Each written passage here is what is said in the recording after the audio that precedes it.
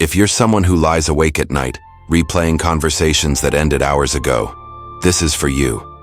If you find yourself constantly rewriting your past, trying to predict your future, and never actually living in your present moment, then you need to hear this. Because I know what it's like to be trapped inside your own head. You tell yourself you're just being careful, you're just trying to understand, to figure things out. But the truth is, you're completely exhausting yourself.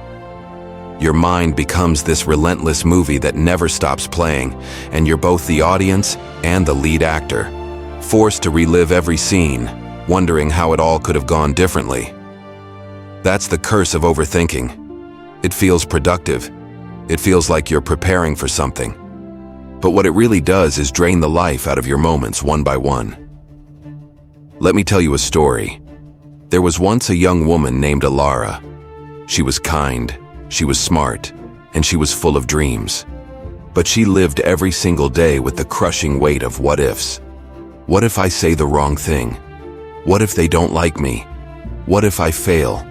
Every decision, big or small, became a battle between her heart and her fear. She could spend hours just deciding whether to send a simple message, typing, deleting, typing again over and over, until the opportunity just slipped away.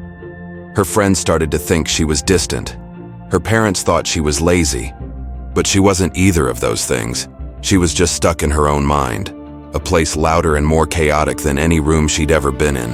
One day, feeling overwhelmed, Alara went to visit her grandmother in the countryside, a quiet place far from all the noise. She sat by the old woman's garden, watching the flowers sway gently in the breeze, while her mind, as usual, raced with a million thoughts. After a long, comfortable silence, her grandmother said, "You think too much, child." Alara just sighed. "I can't help it. My mind, it just doesn't stop." The grandmother smiled, a gentle, knowing smile. "Then maybe it's not your mind that needs to stop.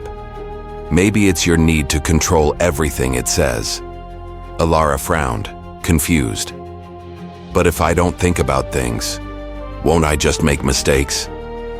Her grandmother picked up a small, smooth pebble and dropped it into a still pond nearby. The ripples spread outward, slow and calm. "See this water?" she said. "The more you stir it, the less you can see your own reflection. But when you leave it alone, it becomes clear again." That night, as Alara lay in bed, she couldn't stop thinking about those words. The more you stir it, the less you see. For the very first time, she didn't fight her thoughts. She didn't chase them or analyze them into oblivion. She just let them come. And then, she let them go. And in that quiet space, something strange happened. Her mind, which had always felt like a violent storm, began to soften. The crashing waves of worry slowed down to a gentle tide. And for just a brief moment, she felt something she hadn't felt in years. Peace. That assessed when she realized something incredibly powerful. Overthinking isn't about thinking too much. It's about feeling too little. You try to control life through your thoughts because you're afraid to feel what's really underneath them. The fear, the pain, the uncertainty.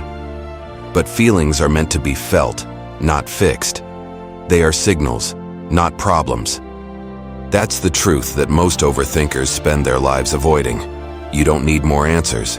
You need more acceptance, because life doesn't wait for you to think your way through it. It moves, and it invites you to move with it. So Alara began to practice silence. Not the silence of the world, but the silence inside of her. When her mind started racing, she'd pause, take a deep breath, and ask herself one simple question. What's real right now? Not what might happen, not what should have happened, just what is? And that single question started to change everything. She stopped going to war with her own thoughts. She learned that the mind isn't a problem to be solved. It's a place to listen. Because sometimes what you call overthinking is actually your heart begging you to just slow down. So if you're listening to this right now and your mind feels heavy, I want you to truly hear this. You are not broken. You are just overwhelmed. Your brain is a wonderful protector, and it's trying to keep you safe by preparing for every possible outcome.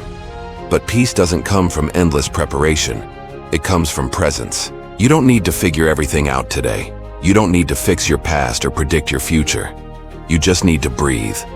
Right here, right now. And trust that not everything in the universe requires your control. The truth is, life unfolds whether you analyze it to death or not. And every time you choose to let go, even for a moment, you allow life to flow through you, instead of just happening around you. That's how healing begins. Not when you finally silence all your thoughts, but when you stop believing every single one of them. Alara eventually returned home from the countryside. Her life didn't magically change overnight, but her relationship with her own mind did. She still had thoughts. She still had worries. Of course she did. But now she learned how to observe them instead of blindly obeying them. She started smiling again. Not because everything was suddenly perfect, but because she finally learned how to exist in imperfection without constantly trying to fix it. That's the gift that overthinkers never realize they have: sensitivity. The very same mind that creates chaos can also create incredible beauty, empathy, and art, if you just learn how to guide it instead of letting it run wild. So the next time your thoughts start spiraling out of control, don't run from them. Don't fight them. Just sit with them. Breathe through them. And gently remind yourself, not every thought needs an answer. Not every fear needs a detailed plan. Sometimes, all you need to do is just be here, fully, quietly, and courageously. Because true peace isn't found in controlling your thoughts. It's found in realizing that you are the sky, and your thoughts are just passing clouds. Let them pass. You'll still be here, calm, infinite, and finally free. Thank you so much for watching. If this resonated with you, please consider liking this video and subscribing for more content just like this. It helps more than you know. Take care.